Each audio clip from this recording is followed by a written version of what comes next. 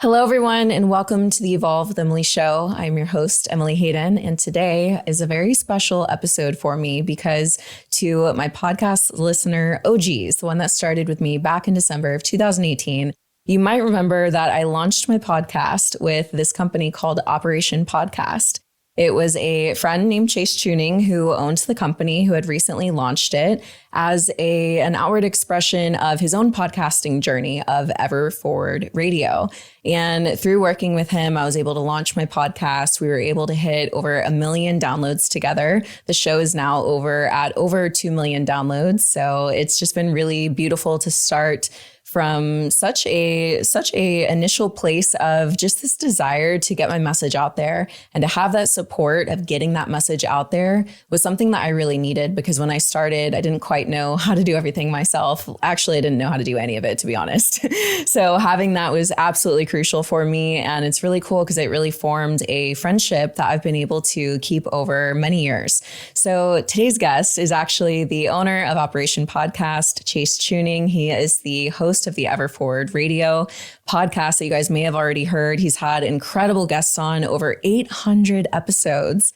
So make sure to check his podcast out if you guys haven't already. He has a wealth of knowledge, not just from his own personal life and growth and healing and personal development that he's done. He has also learned a lot from all the episodes that he's done. You know, one of my favorite things about these podcast episodes is we get an hour of undistracted time to have intentional, genuine, authentic conversation. We learn, we laugh, we grow together, and it creates this connection that I, in my life, really desire. I desire deep, genuine connection in my life. And I love that we get to share these episodes with you guys, because I feel like you get to sit in and be a part of that connection. So thank you guys so much for listening to this show. This is a very special episode for me. And without further ado, let's go ahead and welcome on Chase Chewning. Chase, welcome to the show. Emily, it's been so long. I know. I haven't seen you in like 15 seconds. It's crazy. We just recorded on your show and it was such a cool conversation. Thank you for having me on your podcast. My pleasure. Welcome back anytime. Yeah. So, okay. We have both gone through so many iterations of ourselves, and this podcast is the Evolve with Emily show. And the idea is that I take my guests, my audiences, and myself on this journey of evolving. And what's been really cool is to watch your journey of evolving, because I feel like I've seen you go through multiple iterations of who you are. So take me back to the version of Chase that was attending these expos and really focused on the educational piece and the coaching piece of your business. And take me to that version, because I know that you made a really big shift to going all in on your passion and what was working for you and what you love, which is your podcasting. So take me through that shift. What was that shift like for you? Did it come with feelings of not being fulfilled in that? Like, what were the feelings associated to you deciding to make that transition and that shift? I'll give a very tangible answer first. Your squeaky shoes. I'm sitting down and they still squeak. Hey, as long as you're comfortable. Trust me, it's not, I love Go Ruck shoes. It's my inserts. They don't squeak. It's okay, which inserts do you have? Because apparently your feet are more comfortable than all of ours. They're just they're custom orthotics that I get molds made of my feet. This is the most LA conversation I've ever had. Well, in my defense, it's because I think we've talked about before on your show or something. You know this. I had some injuries in the Army. No, I'm just a dick. Yeah, so got it. I had my femurs reconstructed, Emily. Thanks. Yeah, and I was medically discharged, and and in the wake of all that, they took out an extra quarter chunk of my left leg, so I had to have custom orthotics made because my hips are off balance and it hurts my back. So, all right, cool. I'm gonna dig the hole that I'm out of. Cut. Interview's over. Cut. Wow. All that to say, the moment that my life changed and this pivot that you're talking about, the real tangible answer was I give a lot of credit to this moment. I hired a coach. I hired a business coach to what I believe to be the person to be the next step in what I needed to do to grow my coaching business. As I was a certified health coach, I was running an online coaching program. I had an app. I had a team of like 7-8 other coaches. We were servicing people all over the country. It's what I went to school for, grad school. And I was, I want to grow this business. I want to scale to be the next best successful version of what I'm doing right now. and I hired this coach. And the first phone call, he called out on me things that I was being too afraid to say out loud.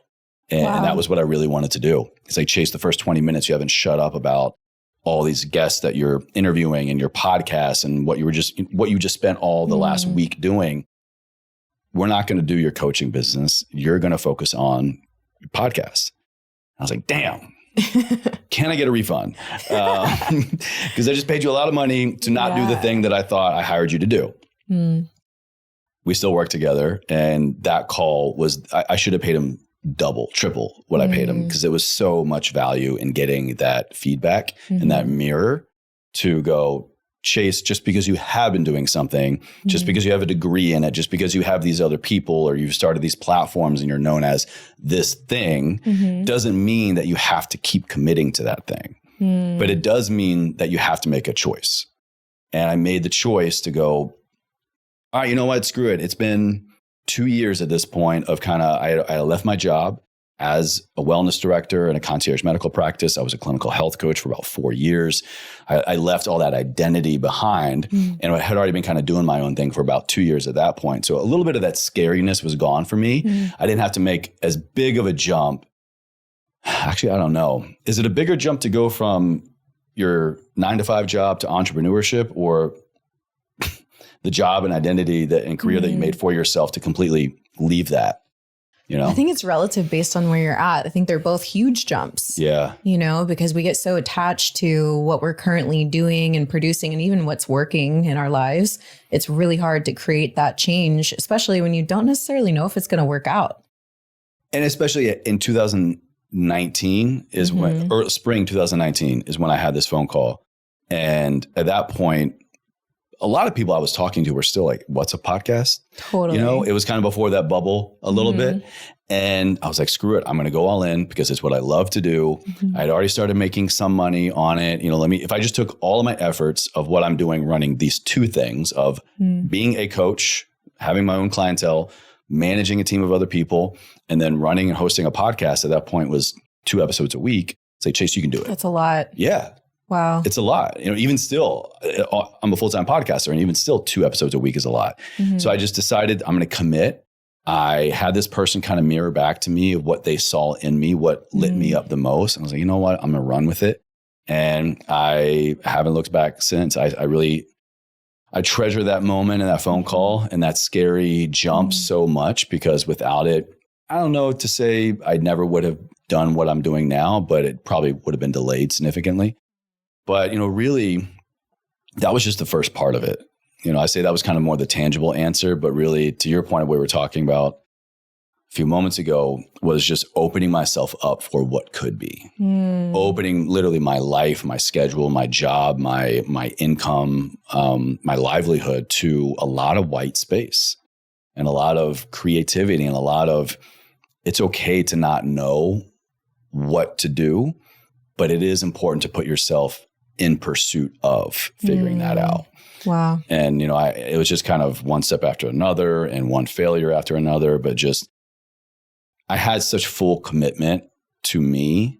And I think when you do that, it sounds so cliche, but, you know, failure is not an option because you will always figure out a way. How do you view failure then? Because you said there were some failures along the way, right? So how do you view those moments when things don't work out the way that you wanted to, and you have that moment that feels like a failure? Back then, I would have said a lot of cuss words. I would have a lot of frustrations. It would have been a lot of scrambling. It would have been a lot of scrambling and frustration and confusion and sadness and uncertainty and poor financial, you know, or uncertainty around finances, especially because at that point I was already doing my own thing, like I said. But now I would say I view fear as there's absolutely a reason why, and there is absolutely a next step. I have zero fears now. I have zero qualms about anything not working out because it's just now so clear to me that wasn't supposed to be. It wasn't supposed to be, and it didn't happen most likely because of an error or something that I can either look back and go, oh, yes, oh, no, or you know what? I gave it my all. I got a damn good team. If it's an individual effort, a joint effort, a collective effort, I do not surround myself. I do not work with people that are not as equally committed. Wow. And so I think there's no shadow of a doubt in my mind that this can be a failure because no one gave it their all. So if you know that and it still didn't work out, dude, I'm on to the next thing. Wow. What about when you're assessing what the next step is? Do you ever have moments where you aren't clear on what the next step is? And if so, what do you do in those moments to kind of brace yourself when you want to take a step forward, but you don't know where to go, where to look? What do you do in those moments? I think everybody has those moments. And absolutely, there's going to be a little freak out. There's going to be uncertainty. But now, I honestly really kind of enjoy it. Really? Oddly enough, it's because, you know this, when you're creating a world of your own dreams, right? Your own business, when you're self-employed, you're always on. Even when you're off, you're on. There's never a moment where you're not thinking about something, a new project. And, even in meditation, I'm just like, oh shit, I got to follow up with that person. Right. But that's the point of meditation, right? Right. And so now, honestly, I really I've grown to appreciate those moments more in a very, very small way. I feel like they're a little gift for me to go like chill the hell out. Yeah. Because you weren't going to get this moment otherwise, most likely. So now the universe, the situation, source, God, all of that is forcing me to kind of slow my roll a little bit. And I really it's weird to say, like, I enjoy those moments of failure or when something doesn't work out, but I respect them and I appreciate them. And I have learned to cohabitate with them because I really do believe they are a gift and it's an opportunity to recenter. It's an opportunity to look at what I missed. It's an opportunity to just catch my frickin' breath. And we don't get a lot of those these days. Yeah, no kidding.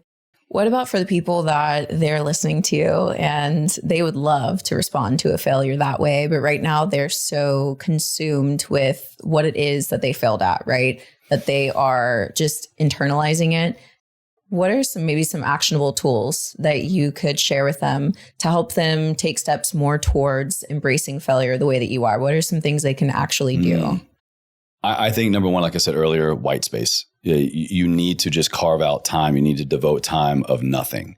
And that could look like 15 minutes on your calendar. That could be like, for me, I was sharing with you earlier, Fridays for me, usually at the end of the day, I block a few hours and it's just. Then there's the type A that's like, what are the rules of white space and exactly what should I do and what shouldn't I do? And give me your white space protocol. Yeah, exactly. No, honestly though. Is there a Huberman Lab episode about that? Yeah. I wonder if there is. Probably. But I really do think that seems kind of counterculture. Oh, I had this thing fail or it didn't work out. I need to get back to work. I need to jump back up on the horse. No, my dude, just like take a moment. And that's probably uncomfortable for a lot of people because it is so counterculture or it's unfamiliar. We don't know what to do with white space. We don't know what to do with not doing. We have idle hands, right? And so I think start with that and get yourself comfortable with that uncomfortable sensation. And I think you're going to figure out a lot in that time. Like I really do believe steps probably 2, 3, 4, 5, 8 are going to come up in that downtime. Yeah. Beyond that, I think we probably need to come back to some just basic self-care. I think we need to come back to some really low intensity self-care. Take a walk, get out in nature. When's the last time you had a week's worth of consistent sleep? There's, I think, a lot of things that slowly stack up against us that definitely don't support our endeavors, but I'm sure are probably working against and contribute to, our failures. It's because we're not honoring what we need to honor in the first place. We need to slow it down. Because I believe, and I've been there, it's only a matter of time before the body's going to fight back, I love that you shared that because it's really in alignment with my first lesson of 2024. So it's really funny because I like to learn lessons and repeating patterns sometimes, just to make sure that I know the lesson really well. And I'm someone who I was very in my masculine energy for a very long time out of survival. And because of that, it's like work, hustle, kill. And as I went along my healing journey, I learned to embrace the feminine energy and how it's okay to rest. It's okay to have white space and have nothing on your calendar, and to tell people that you're actually unavailable during that time and not say yes. So much yes, absolutely. Yes. Yeah. Set it, keep it, honor it, respect it. Yes. Don't give it away. Yes.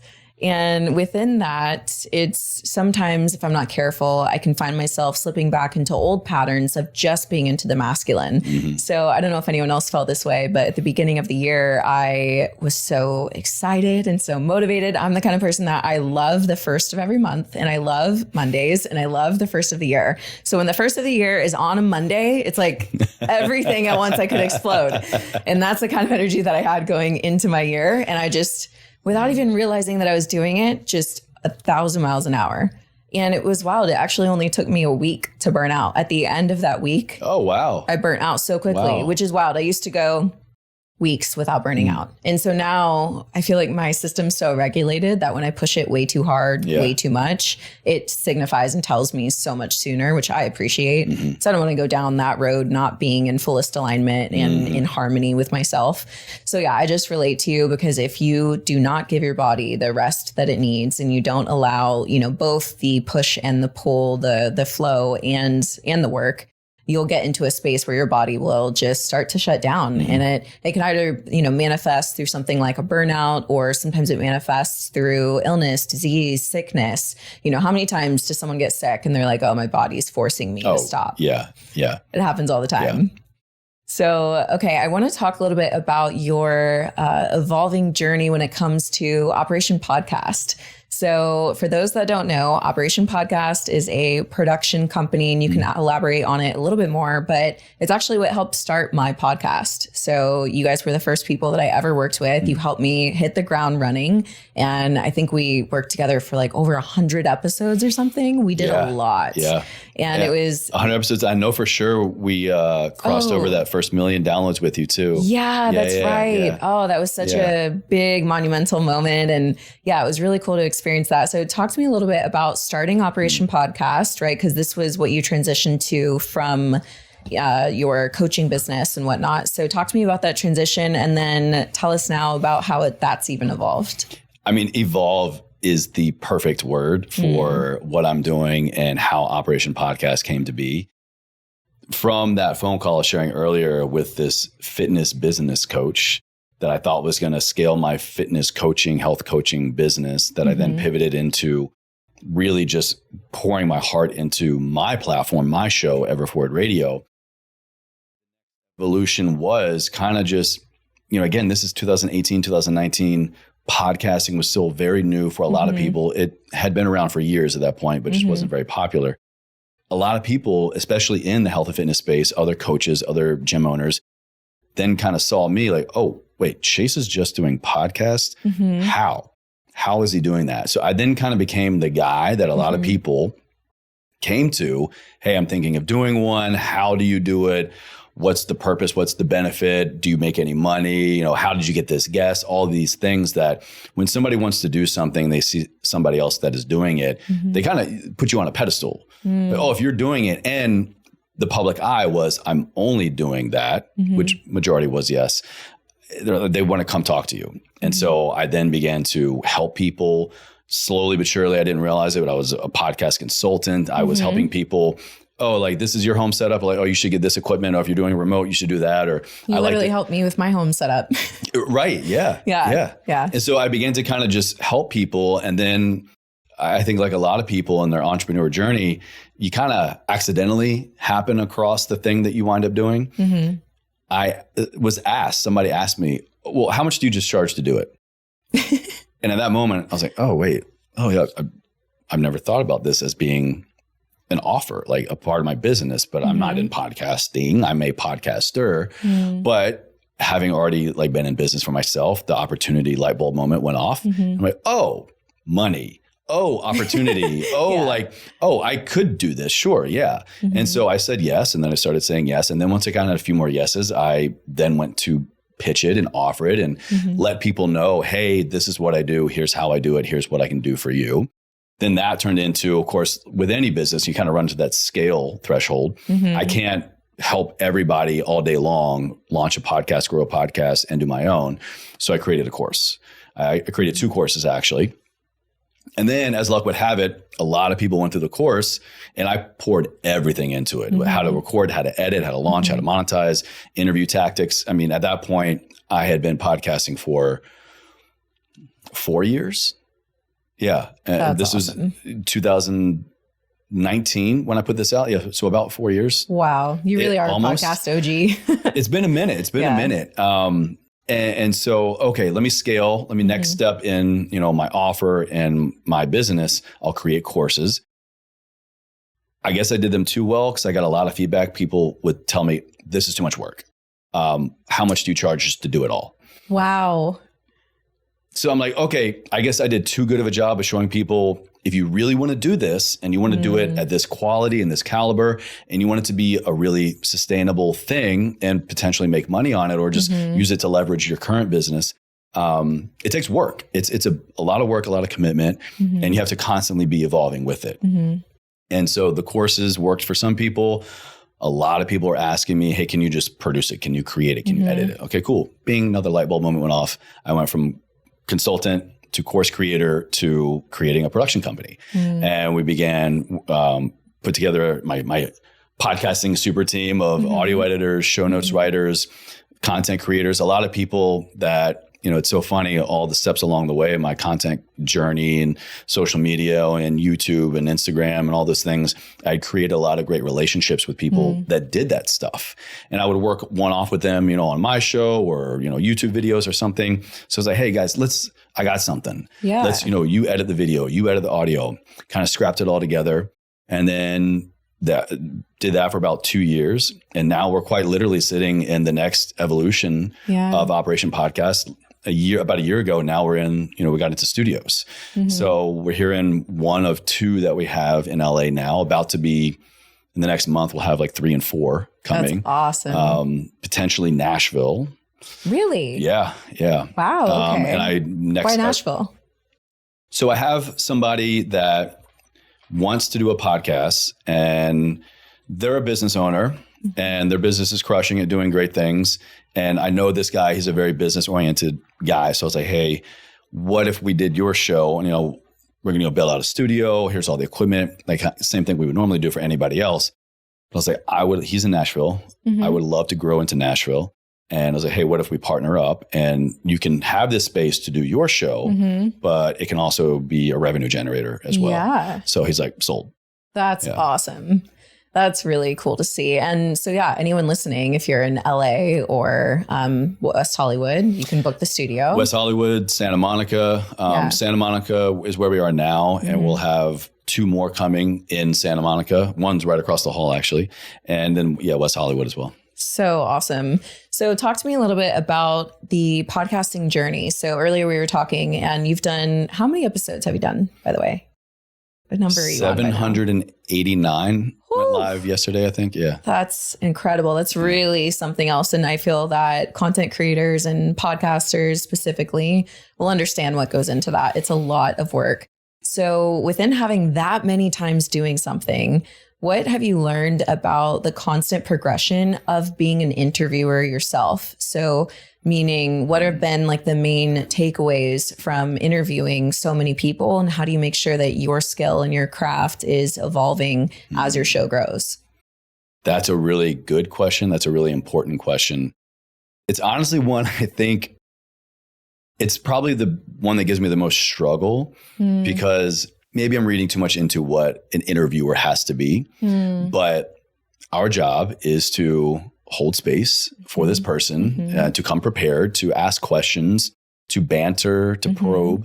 And in my position, because of the nature of my show, it's still very health, wellness, personal development oriented. That was my career. That was my background. It's still very much what I'm interested in. And of course, that's why I bring on people to talk about that. So I catch myself pretty often going like, shut up, Chase, shut up, Chase, shut up. Really? Because I keep thinking, and this is what I think is important as the interviewer, you have to always be aware of what would my audience think? What would my listener think? Would they want to hear my banter? Would they want to hear my story? Of course, maybe like platform dependent, show dependent, that might make sense. But somebody please let me know if I'm wrong, if you listen to the show and like, no, Chase, keep talking, or no, Chase, shut the hell up.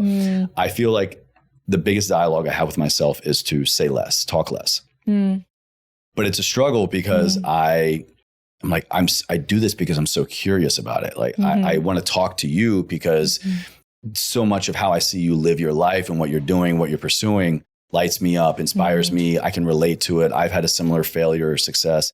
And so I want to go like, oh yeah, like me too. Or like when that happened, that similar thing happened to you, happened to me. And here's what I did. And we kind of share that moment because I think it's unique in the fact that before and after the podcast, that's, in my opinion, where so much of the magic happens. It's true. I'm in podcasting for relationship building, straight up. I have realized years ago that I do my job right as an interviewer. I stay in that person's life. For sure. They stay in mine in some capacity. I'm not saying I'm everybody's bestie that ever sits down on the show, but I don't want it to be just a transaction. I want to have you sit down with me and you give me education, you answer some of my questions, but for my audience, and I get to highlight you and your experience and your work. But I'm like, man, can we be friends? Yeah. Like, can we get coffee? Let's work out. Like, how can I support you? And so that's, I think, another really important part of it. In my opinion, should someone be listening and they want to, how do I be a good interviewer? How to be a good podcaster? Think first and foremost, highlight this person, their expertise. Don't let them steamroll the conversation, which can happen a lot of times. That's real. Yep. I've definitely experienced that a lot. It happens. It is what it is. But also really just, I think the biggest sign that you've done your job right as an interviewer, as a host, as a podcaster is go on your phone, go on your email, go on your text, go on your DMs. And is the last time that you all communicated when you confirmed the booking? Or are you still involved with each other's life, their content somehow, some way? Yeah, so good. Yeah, so that's what works for me. And I really feel I've done my job well if I'm involved in their life and they're in mine somehow. I love that so much. One of the things I love about podcasting is it creates deep connection within people. And it's a place where people are deeply present, at least for an hour at a time. Neither of us are looking at our phones, except to maybe sometimes check our notes if we need to do that as the interviewer. But we're not looking at our phones. We're not distracted by anything else. It is this moment of pure focus, pure presence. And it's funny, what's going on in my mind typically is listen. So it's always this reflection of listen and listen more deeply. And so that's always my focus when I'm having my guests in front of me, because sometimes you can listen and sometimes you can really settle even deeper into that listening and hear it and feel it at new layers. And when I do that, I recognize I'm much more in flow. And sometimes, you know, as an interviewer, you can get in your head or you can think, okay, what's next? But anytime that I just focus down into the present moment, even doing some nervous system regulation. So even right now, yourself, myself, anyone that's listening, try to just relax like a layer of your body right now. Like breathe into your body just a little bit and see if you can relax muscles that actually are not needed in this moment. You don't realize how tense you are. I know. For no reason. Yeah. And I do that often. So even earlier in today's show, I recognized I was doing it and I just kind of relaxed a little layer of holding on. And I feel like we don't realize how much we're holding on in life. We don't realize what's happening internally.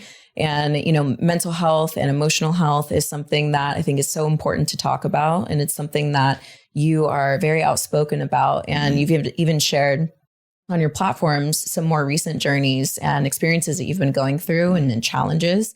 And one thing that I really appreciate about you is that you're not sitting there like, hey, I figured it out. Here's the solution and here's the answer. You're actually allowing yourself the vulnerability of being seen in your moment. And I think that, I mean, I'm getting chills thinking about it. I think that's so strong.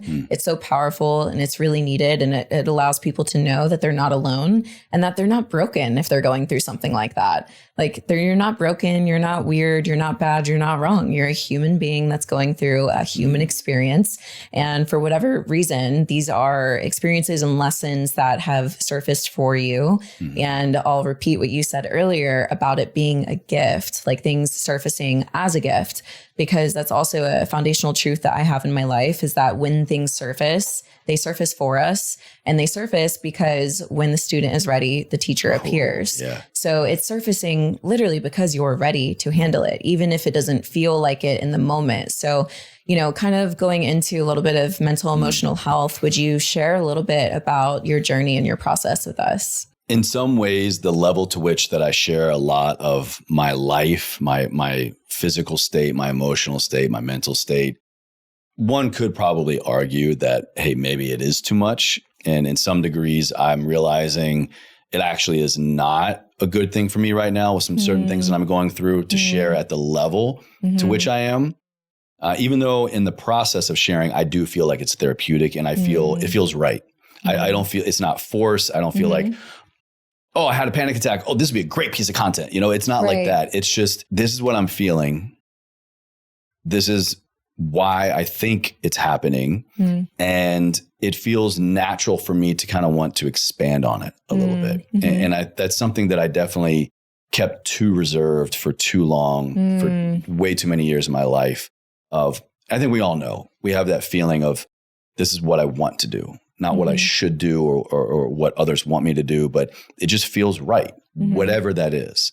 And in many ways that feels right for me right now. But yeah, literally recently, past few months, been having some really wild panic attacks. And I was sharing a lot more with them up until the last couple of weeks, until the sharing began to be a trigger. And the sharing began, I had my worst one actually after sharing a video online about it. And at the time, it felt so right and so empowering and so like it felt good to get that out. And then I shit you not, 5 minutes later, I'm seizing up, blacking out, convulsing in the kitchen, my wife trying to like resuscitate me. And it's like, how can something like that happen moments after such a, wow, that felt so good. And it's just a sign that, all right, you're still going through it. Yeah, and like take the sacred time for yourself. And I really respect that and honor that as well. Because I feel that we need the sacred space to process and feel whatever it is that we're going through. And I love your ability to tune into yourself and feel, yeah, this feels aligned and it feels good, and to do it. And then to experience something different and change your mind. Yeah, because I've been on the other side of it. And I think it's maybe why I have such a natural propulsion now to immediately or pretty soon share whatever's going on in my life online. In one hand, like it is kind of my job, you know, I do social media, I do content creation. So it's kind of, it makes sense. But also on the other hand, I've been on the other side of that fence. I've been on years and years and years of just stuffing things down and ignoring trauma and pain and grief and really just suppressing anything that wasn't good, happy, positive, success, lucrative, whatever. You know, this example I share a lot in my story is I go back to 2015, summer 2015. And it was a moment where I was just really doing well, about to finish up grad school. So pursuing higher education. I was about to get promoted at my job to from health coach Chase to wellness director Chase. Max and I, my brother, we had just moved up to DC. We were moving in together. So I was reconnecting with my brother. And years before that, I wasn't around him a lot. I was off in the military. And so I was really building up my family relationships at the time. I was with my then girlfriend, now wife, for about 2 years. And so I had all these things that I think a lot of people are striving for. And also, I was like the strongest I'd ever been, the leanest I'd ever been. So my body, my relationships, my family, my job, my education, all these things, I was just fucking crushing it. Yeah. Wow. And then I had my first panic attack. Wow. And all of that just went out the window. And at that moment, I'm still kind of navigating these new ones, which might just be resurfacing old ones. It was very obvious that I had been suppressing the grief of my dad, who passed away from a terminal illness years ago. And I broke down, and I finally let, the right people in, began to talk to my family, talk to myself about it, talk to a therapist. But that happened. And so how, if I'm doing all these other things, I feel like I'm Thanos. So I got the gauntlet, right? I got the gauntlet of all the life accomplishments. I got them. I can snap my fingers at any time and just, I'm good in any area. I began to crumble. Wow. I was falling apart. I couldn't drive my car. I couldn't go to work. I couldn't go to the movies. We figured it out. We broke up for a while. And so all of a sudden I was just like, all these things began to crumble away from me. I'm like, how can this be? I'm doing everything right. I've got the right mindset, but there are some things in life that you can't really always prepare for, and you're not meant to. You have to allow them to happen, and you have to endure it. You have to endure it, and you just have to know that it might feel like it, or it doesn't feel like it, but like, this will not kill me. This will not break me. I might feel broken, but this will not keep me here. And that was a lesson that I had to go through, and I had to just sit with it, and I had to endure it for a really painful period of time. And it was only after that I realized, like, oh, it is true what they say. There are gifts wrapped inside of these horrible experiences. It's just, I think too often we are trying to just make it happen. And like, that's not how it works. It reveals itself to us. Wow. We just got to make the time and space for it. So much wisdom in what you just shared. I really want to highlight the fact that even if you feel like you're going to die or feel like it's going to kill you, these things will not kill you if you choose to face them.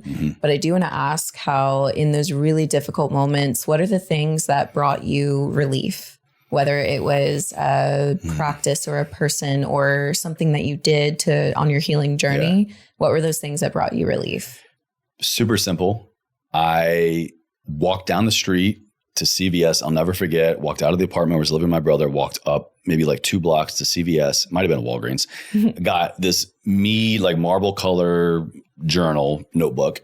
And I just began to just pour everything out. Wow. I guess you could call it journaling. I feel like journaling is a little bit more intentional. I guess I would call it more brain dumping, but it was this culmination of things going on inside of me. And I was like, I don't know how to get this out. Wow. And I was just blown away. I got this $3 notebook, just sat down on the island, and every damn day, morning, night, anytime it struck me, anytime it felt like that was boiling up, instead of old habits of pushing it down, suppressing it, I was just like, okay, I don't know what it is, but I'm gonna write it down. And it was just these wild streams of consciousness, downloading, whatever you want to call it. Emily, so many times I would look down at the page and go, like, who's writing? Wow. Who is writing? It gives me goosebumps. I just got chills too. And then I would look at it, and it was like my first form of like therapy, I guess you could say. So I guess the tangible thing is I got a notebook and I wrote thoughts, feelings, emotions, memories down. But really what was happening was I first and foremost learned how to talk. I've learned how to listen to myself, and then learned how to have a healthy talk with myself. Because I would see it, I would read it, I would feel it. And then I would converse. I would like, oh, wow, Chase, like I had no idea. Like, where did this come from? Wow. Okay. Interesting. So you would talk to yourself that way. Oh yeah, absolutely. I think it's really interesting to hear people's internal processes, because we don't always respond the same or do that. So even just hearing how you internally talk to yourself that way, I think that's really interesting and helpful. I don't know how I couldn't have, because it was so mind blowing. Now, granted, I think my state, I was in a pretty severe state. I was just, give me something, right? And so that's one of the first things that I did. And after that, I credit a lot to moving through that in a healthy way and learning the lesson in it, to letting the right people in. How do you know who's the right person to let in? I think we know. I think we know. I think. You think it's bullshit that we say that we don't know, or that we don't have anyone? We don't think we have the right people or a right person in our life to open up to for reasons of our own, not usually blame on them, in my opinion. Good. And for me, it was oddly enough, my sort of kind of not really girlfriend at the time, going through a weird gray period in our relationship. But we had love for each other, and that really crippling initial panic attack I suffered, thankfully, I think it had to have happened around her. It happened, we're watching a movie together, talking about our relationship. And then this thing set me off. Luckily she's a nurse, so she like knows what to do in these situations. I blacked out. I woke up on the couch, and she's literally like resuscitating me. Wow. And that was the biggest sign of what I was ignoring in my own life. And I had this person that I loved more than life itself mirror back to me what I knew I needed to do. And I needed to let this out. I needed to find a way to heal. And so subconsciously I let her in. My body was just like, nope, screw you. We're doing all the things and we're going to do this in front of her. Wow. Which I firmly believe is some subconscious telling me at that point, she's safe. Wow. This can happen here. And so she saw that, she witnessed it. I led her into a part of my life that she knew about, but she didn't know the level to which it was affecting me. And so I let her in, and I had walls up. And this was, I'd only been out of the Army for a couple of years at that point. So I do think I was still very like military Chase. For sure. And just kind of like walls. I love all your different versions. Military Chase. There's Sergeant Chase. There's Soldiers. Yeah, absolutely. There's awesome. Bee Chase. Yeah. You're getting all the versions. Chase. Concert Chase. Exactly. Yeah. And we should do a whole conversation around that. I love it. Sure. But that was kind of a big revelation I had of all these kind of versions of myself that I had kept up that didn't have to stay up. There was a person literally staring me in the face going, who are you? What do you need? How can I help? Wow. This is a safe space. And I just began, and she'll laugh now and say like, yeah, now he just never shuts up. That's awesome. He just is always talking about what he's feeling. And, her and my brother, were two people that I had literally staring me in the face. Wow. Max and I just moved in together. And so I hadn't seen him in years, really, in a daily capacity like that. So I began to just, Max would always joke, I'd be like doing my journaling or brain dumping in the island, and he'd come out of his room or come home from work and, oh, you think you're better than me? Like direct quote. He was, what do you think you're better than me? Stop. In true Max fashion. Of course he would say that. But I would let him in more and more. And just, I think it was also this dynamic of me being the older brother of I'm not supposed to let him see me struggling. And I was like, you know what? He's my bro. He's family. So why not him? It has to be him. Yeah. Thank you so much for sharing that. I think there's a lot of people that can relate to feeling like they have to have it all together, whether, they're a parent with a family and, don't want to bring their troubles into the rest of the family, or, there's so many different roles that we take up in society where we feel that we have to have it all together. Like I definitely relate to that quite a bit as well. And for myself, and it sounds like for you as well, I've really realized that I walk in freedom when I allow myself to be the purest expression of who I am. Truly. Versus walking in bondage and walking in my own self-made prison, which is really what that is. And I feel that it's so empowering to recognize what prisons have we created for ourselves, and in that case, it sounds like it was this prison of, I can't let people see me this way, but that being the thing that actually held you back from getting help. So yeah, I want to talk a little bit about your relationship. So you guys have been together for how long? Don't mess this up. No, in like 2 weeks, a couple weeks actually. In 3 weeks, it will be 11 years we've been together. 11 years? This September will be our 8-year wedding anniversary, but together for 11, yeah. Wow. And I just feel, how old are you? 38. Okay, 38. So I feel like that's pretty uncommon these days, or maybe that's just my experience. Maybe that's just what I'm around. I don't know. But in my experience, it feels uncommon. What have you learned about being in relationship that closely with somebody for 11 years? Of course, we have siblings, we have family, but that one person being an intimate relationship, what have you learned about like true relationship and true intimacy? The first thing comes to mind, and I have to laugh at the same time too, because I can hear Mae, my wife, saying this out loud. It's not about you. Wow. It's not about you. And in a lot of ways in our relationship early on, and in a lot of past relationships, you really helped me see how in intimate relationships, but also like family as well, but especially intimate, I was making it all about me, but I was doing it in a way that I thought I was right. I was like, oh no, this is the right way, or this is what I'm supposed to do, how I'm supposed to live my life, how we are supposed to be in relationship, how we are supposed to cohabitate, how I'm supposed to act when you act this way, how I'm supposed to provide or not provide, the role and identity that I'm supposed to have. And she reminded me a lot of like, it's not about you. It's not about you. And that was something that was really hard for me to kind of grasp, especially someone who thinks they're acting in a way that is out of service. Right. And that is doing the right thing. And you know, I'm only doing this because I love you. I'm only doing this because I want our relationship to grow. And she really helped me separate.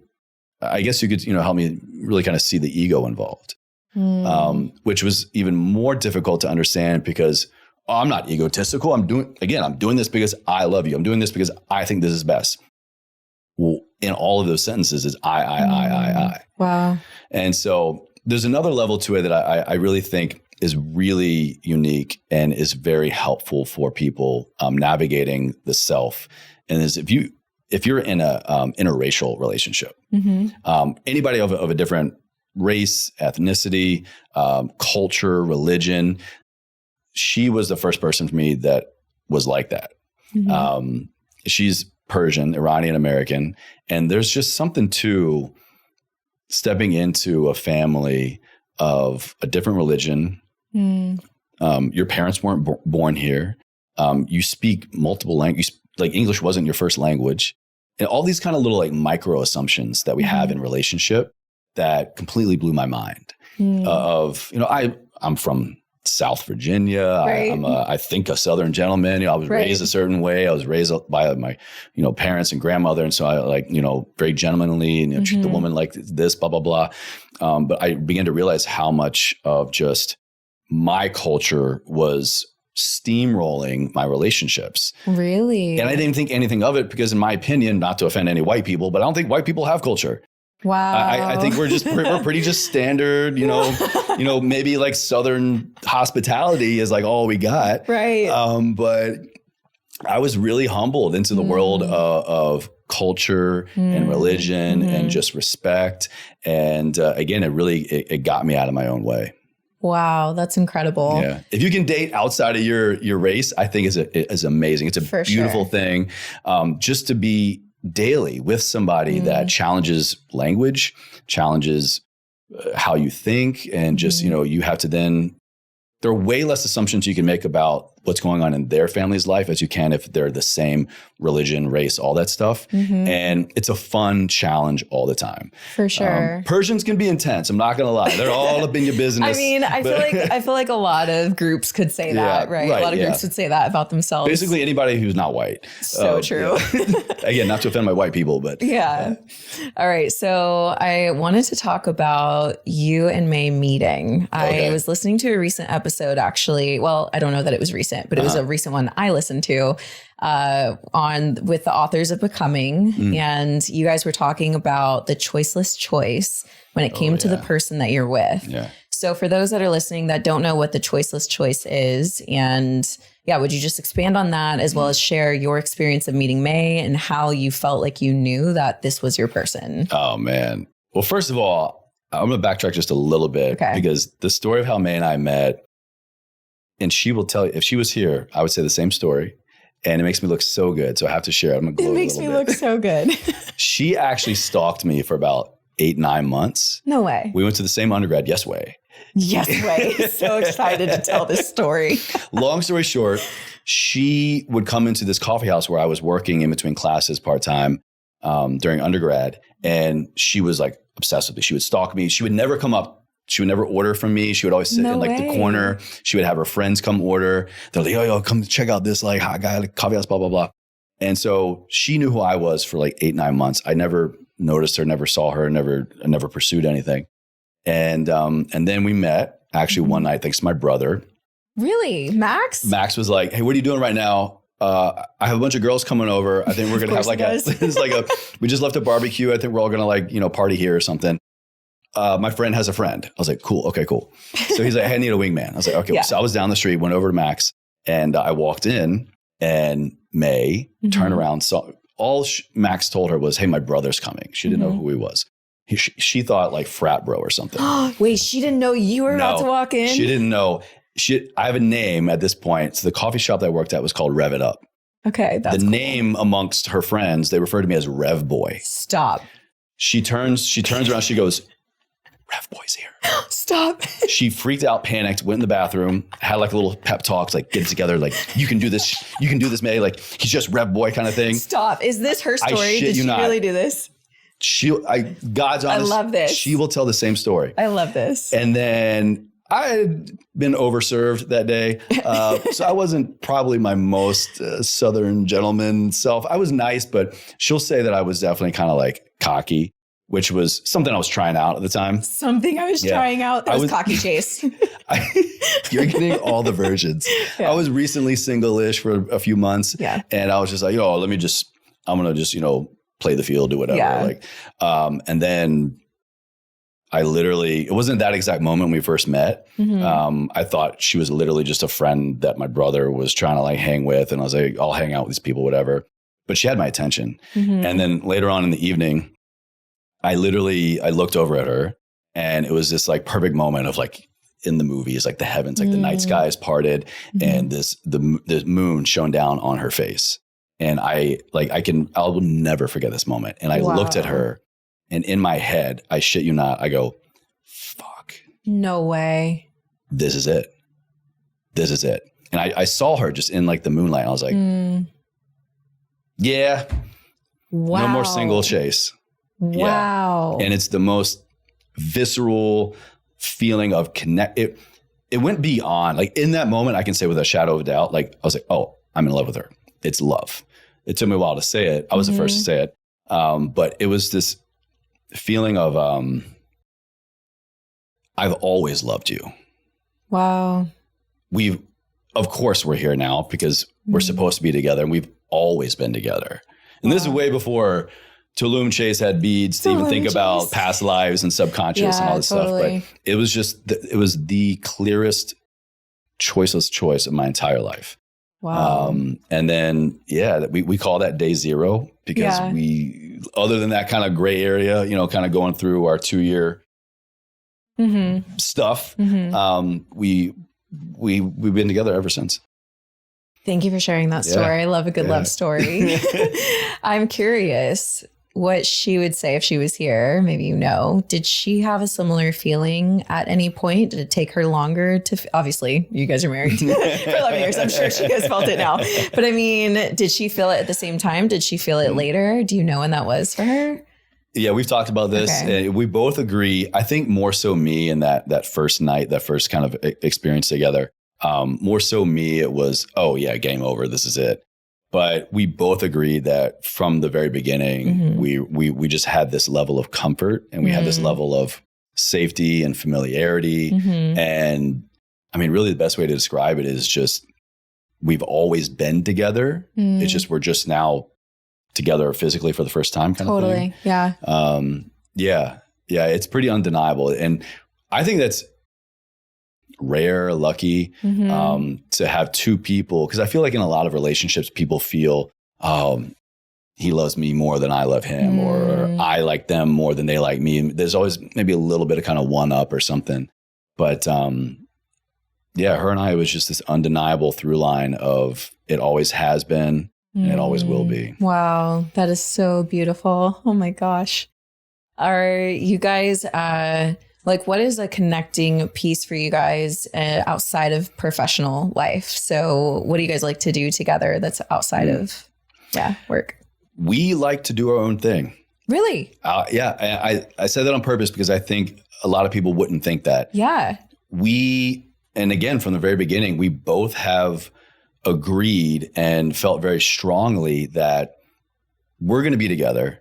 But you need to keep being you and I need to keep being me. You need to keep growing independent of me. Wow. And that actually was kind of really at the core of the stuff we went through and our break was, and it was really hard for me to hear, like, Chase, you need me. I want you to want me. Like, you need to figure out yourself. You need to know who you are without me. And in my mind, I'm like, what do you mean? Like, I make it all about you. I love you. I do all these things. And again, it's like, you. And so after that, it hurt and it was painful. And we both were in our feels and we both were in pain. And we both went through those few months in our own way. But ultimately, I don't know if we would have the relationship we do now if it wasn't for that period of confusion and uncertainty because I had no choice but to build my life without her. I had no choice but to, what does Chase like to do on the weekends? What does bro time with, Max look like? What is all these things that I would do all the time with her? What does that look like? What does that feel like? What matters to me? Am I only doing certain things for her because of her? That's how you build resentment down the road. That's how you wake up 2 years, 20 years into a marriage or relationship and you go, I don't like any of this shit, And so we really believe that you have to keep doing you. And so we grow together, but independently. We're both aiming for the stars and we both want to crush our careers and have personal fulfillment and meaning and all these things. And we do it running parallel. And then we have our check-ins, we're checking in all the time. We're doing things together. But I really do think one of the reasons why we are so good together is because we live so independently. And then it becomes a choice rather than a codependent type of relationship. Because, I think we see a lot of that these days of people merging so much together that they become, I just had a message actually this morning and someone said, I see the light in you that I used to have before I got married. And now I don't know who I am. And that's a really hard position to be in. And, I think similar to what you're saying, it's just so important to never forget that your soul came here for a unique soul mission. And the people that come with us should elevate us in that, right? To say, wow, I'm so glad that you got into school and yes, let's live here. And you crush your school and I'm going to start my business. And there's ways to coexist together. But I do think it's important never to lose sight of the fact that we all have our own thumbprint. Like every single person has their own thumbprint for a reason, and the people that come with us should support and elevate that. But I don't think that it should ever detour us from our ultimate soul mission. So it's really cool to see you guys embodying that and being the fullest expression of who you are individually. And just to be able to see y'all's love over the last 11 years, that's really something that's special these days. Thank you. Yeah. And one other thing I'll say, I think is more like the expected or common response, communication. It literally, it all comes down to that. But like how? Everyone's responding, but like how, bro? Everyone's like, you don't know my partner. It truly is. And when I think back to damn near every obstacle or every fear that I had in the relationship and vice versa with her, it was our inability to effectively communicate what we were feeling, what we were afraid of, what we were fearful of expressing because of the other person, because of past relationship encounters. It all comes down to communication. When you can learn first to create a safe place for communication, I think then the how becomes a lot more clear. I think ultimately it comes down to we're not voicing what we need or want to voice because we don't feel safe. We don't feel safe right now, or we if we say this thing, if we do this thing, if we express ourselves in any way, that is not going to be a safe environment. And it might be, unfortunately, like physical safety, emotional safety, but there are levels to safety that we don't quite know we need or how to cultivate until we're in them. Wow. And when you're with the right partner, I don't mean the right partner by like all that just goes away. I mean the right partner, like you want to lean into that discomfort a little bit more because you know that's what needs to happen to create that safe place. It really does. It all gets better once you can figure that part out and just communicate.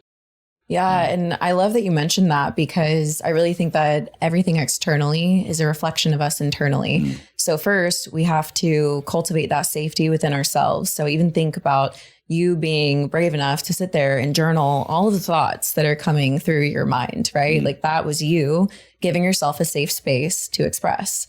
And something as simple as a journaling exercise or a mind dumping exercise could be somebody's first safe space that they have. Yes, absolutely. Yeah. Yeah. And it's like not to place insignificance on those small practices because accumulated over time, it actually really adds up. And when you give yourself a safe space, you become more equipped to give that space to others as well. I think I just had an idea of something that might sound good. Okay. Shoot. You mused me on this one, okay? That's cool. So I'm Muse Emily. You're Muse Emily. Yes. So you know how I think a lot of people will say or agree that you can't really be in love or have love or give love to somebody else, especially an intimate relationship, until you have self-love for yourself. Well, I would take that same kind of model and challenge you to go with safety. And I think that's where a lot of people struggle in their relationships, is the safety might be there in that relationship in that way, but you haven't done enough. You haven't done anything to create the safe place in you first. How, and I'm speaking from experience here, in what world do you think you can realistically share your deepest, darkest fears, your struggles, your emotions, successes once with somebody else if you can't yet do that with yourself? If you can't, in the privacy of your own home or in the car, like whatever, write it out, journal it out, say it out loud. Like if you can't declare anything that you feel worthy of to yourself, man, good luck doing that with somebody else. That's so good. Oh my goodness. I was thinking about this one time when I was writing out my vision for my future, and I was just writing and writing and writing. And then I came to this certain category and I hesitated and I couldn't keep writing. And I was thinking, why can't I write this when I want it? And those moments of hesitation where you can't even write it or speak it to yourself is just a clear indicator that there's something internal that's blocking you from that. And so I think it's important to recognize, again, going back to those blocks, like recognizing those blocks so that you can be aware of how you're showing up to your own life. Because before I took paper to pen and was aware of that, it just drove my entire life. And once I became aware of it, I was able to do some internal work to really just bring love into that space and to bring new beliefs and new hope. So, okay, before we end today's show, let's get to the last question of the show. So your podcast is called Ever Forward Radio. And what is a way, and I'm going to steal your question. Two questions actually. What is a way that you live your life ever forward? And what is the legacy that you want to leave when you're gone one day? Damn, using my own goods against me. I like it. All right. I used to think living a life ever forward, as I say, moving forward was the obvious. I used to think it meant no matter what, you keep going. That has kind of evolved for me over the years. And now I feel honestly like that's kind of silly. Like it's kind of unrealistic. Every scenario you're ever in your life, the answer can't only always be keep going. I realized that the best way, the most effective way, the right way to move forward comes from many times doing nothing, comes from many times sitting still, comes from many times creating that stillness. Because how often do we try to just go for the sake of going, of not quitting, of not letting the past get me down? And you're kind of frantic. You're doing things with lack of direction or not the best direction, lack of or not the best intention. You're just going for the sake of going. There's no meaning, there's no intention, there's no direction, there's no clarity, there's no thought. And then you're just really fucking far, a lot further away from the place you used to be, but you don't know why. Like, what am I supposed to do here now? I'm really good at getting away from that, but I want to be over there now. And so I've realized that if I can just keep that in mind for the right place and time, but honestly, I move forward by sitting still. I move forward by being as present as possible in every scenario. Stillness isn't just white space like we were talking about earlier. It's not just nothing time. Stillness is presence. Stillness is mindfulness. Stillness is creating stillness in my mind and my environment beyond whatever the thing is that I'm here to do the most. Wow. And so if I can do that, I think everyone would agree that after a few moments of that or a couple hours with you today, whichever direction I'm going to go in next is going to be so much more meaningful, and I'm going to have so much more clarity, and I'm actually going to know where and why I'm going that way. And so that's what that kind of means for me now. And your second part to the question? What is the legacy that you want to leave when you're gone? How do you want to be remembered? I think it's a unique question for me because what I do, Ever Forward Radio, the brand, the mission, came out of really a desperation to continue a legacy. Ever Forward was this mantra from our father. And when he passed, you know, it was something that he still literally embodied to his dying breath. And so I guess really tried to continue his legacy and kind of make mine at the same time. But making your own legacy for somebody else, that's not your legacy, that's theirs. I love the idea that I'm able to carry on my dad's mantra and kind of his spirit in a lot of ways. But I really think now I'm kind of figuring that out, honestly. I love that. I'd say I'm really fresh. 2-ish years ago, I had the biggest kind of spiritual awakening, consciousness awakening, kind of realization of, Chase, you had no idea who you were until 36. Wow. Like literally just going through life for other people, serving other people. I never did anything for myself. I had no idea really what I believed for my own reasons until 36. And so I think the idea for legacy for me right now is still pretty fresh and new. But if it's anything like what I'm going through now, I would love to say that, you know, he knew who he was. And he knew who he was, and he only wanted everybody else to be who they were as well. That's really beautiful. Thank you for sharing that. And it's beautiful to see how even your purpose and what you're doing is evolving and growing as you are.